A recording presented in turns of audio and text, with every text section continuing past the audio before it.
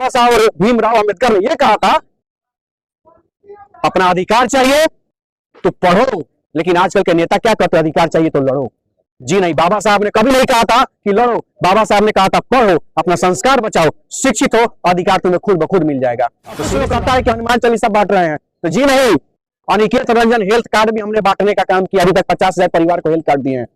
तो health card बांटकर अनिकेत जान भी बचा रहा है और हनुमान चालीसा बांटकर अनिकेत संस्कार भी बचा रहा है और संस्कार भी बचाने का काम कर रहा है। जी राजनीति भी हो रही है, जी फिर आप इस धर्म के प्रति आप जैसे सनातन को प्रमोट करने की बात कर रहे हैं, जी इसमें क्या राजनीतिक कोई आपकी इच्छा है? जी, मेरी कोई राजनीतिक महत्वाकांक्षा नहीं है, मुझे चुनाव भी नहीं लड़ना है अभी, जिसके वजह से मेरी राजनीतिक महत्वाकांक्षा होगी। सीधे तौर पे सभी को अपने अपने धर्मों को मानने की और उसको मजबूत बनाने की सबको हमारा संविधान हमें अधिकार देता है। तो निश्चित रूप से रही बात, आपने बड़ा अच्छा सवाल किया है कि शिक्षा और धर्म, तो सबसे बड़ी चीज है कि हमारे पास धर्म, ऐसा धर्म सनातन धर्म है जिसमें एक एक श्लोक या उस चीज को पढ़िएगा तो आपका शिक्षा खुद ब खुद मजबूत हो जाएगा।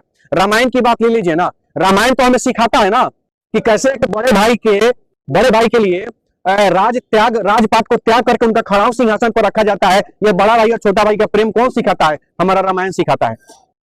कैसे अपनी पत्नी के लिए सबसे बड़े राजा से लड़ाई लड़ लिया जाता है, ये कौन सिखाता है? रामायण सिखाता है।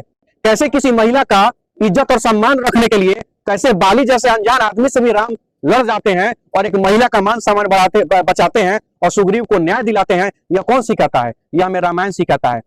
एक भील जाति से आने वाली आदिवासी महिला का जूठा खाना, मतलब कि जातीयता मिटाने का भी संदेश कौन देता है? हमारा रामायण देता है। तो हमें लगता है हम उस ग्रंथ की बात कर रहे हैं, हम उस सनातन की बात कर रहे हैं, हम उस संस्कार की बात कर रहे हैं जो हमें शिक्षा भी देता है, जो हमें संस्कार भी देता है। हमको उसको बचाने का हम लोगों ने प्रयास किया है। और आने वाले समय में एक बात ध्यान में रख लीजिएगा, हम हनुमान चालीसा 15 लाख हनुमान चालीसा इस चंपारण की धरती पर बांटने जा रहे हैं। क्यों बांटने जा रहे हैं? हमारा सिर्फ और सिर्फ हर माता पिता से एक आग्रह है, और हर माता पिता से आग्रह क्या है कि कम से कम मंगलवार अपने बच्चों से हनुमान चालीसा का पाठ करवाएं। अगर आपका बच्चा छोटा है, 1.5 साल का है, 2 साल का है, हनुमान चालीसा नहीं पढ़ सकता है, तो अपने बच्चों को बैठाएं और आप खुद पढ़े और खुद सुनाएं, और सुनते सुनते आपसे पहले वो सीख जाएगा और याद कर लेगा। और सबसे बड़ा चीज, जिसका बच्चा हनुमान चालीसा का पाठ करने लगा मंगलवार के मंगलवार, उसका बच्चा ना अपराधी बनेगा ना नशेड़ी बनेगा। इसकी गारंटी मैं लेता हूं, इसकी गारंटी मेरा यह सनातन धर्म लेता है, और इसकी गारंटी हमारा ग्रंथ लेता है, और उसकी गारंटी हनुमान चालीसा लेता है। आपका बच्चा नशेड़ी नहीं बनेगा, आपका बच्चा अपराधी नहीं बनेगा, आपकी बेटी किसी गलत संगत में नहीं पड़ेगी, घर नहीं छोड़ेगी। निश्चित रूप से यह ताकत है हनुमान चालीसा में, और यह ताकत हम लोग दिखाएंगे। और इस चीज को हर घर तक 15 लाख हाथ तक निःशुल्क हनुमान चालीसा पहुंचाने का हम लोगों ने संकल्प लिया है, और ये हम लोग पहुंचा रहे हैं और सबको पहुंचा रहे हैं। और कुछ लोग कहता है कि हनुमान चालीसा बांट रहे हैं, तो जी नहीं, अनिकेत रंजन हेल्थ कार्ड भी हमने बांटने का काम किया, अभी तक 50,000 परिवार को हेल्थ कार्ड दिए हैं। तो हेल्थ कार्ड बांटकर अनिकेत जान भी बचा रहा है और हनुमान चालीसा बांटकर अनिकेत संस्कार भी बचा रहा है और संस्कार भी बचाने का काम कर रहा है। निश्चित रूप से शिक्षा जरूरी है, लेकिन शिक्षा के साथ साथ संस्कार जरूरी है। अगर बच्चा संस्कारी होगा तो निश्चित रूप से वो शिक्षित होगा। निश्चित रूप से बाबा साहब भीमराव अम्बेडकर ने क्या कहा था? आज हमारे पास नीरज बैठा जी हैं, गुड्डू कुशवाहा जी हैं, मिंटू जी हैं, टिंकू जी हैं, सारे लोग हमारे साथ बैठे हुए हैं। क्यों बैठे हुए हैं?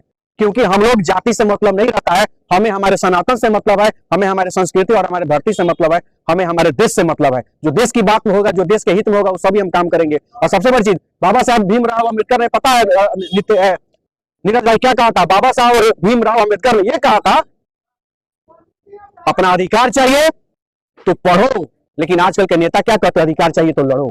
जी नहीं, बाबा साहब ने कभी नहीं कहा था कि लड़ो, बाबा साहब ने कहा था पढ़ो, अपना संस्कार बचाओ, शिक्षित हो, अधिकार तुम्हें खुद ब खुद मिल जाएगा। तो सीधी सी बात है, हम संविधान को भी मानते हैं, अपने ग्रंथ को भी मानते हैं। जितना इज्जत हम संविधान का करते हैं, उतना ही इज्जत हम अपने संस्कार, अपने सनातन का भी करते हैं।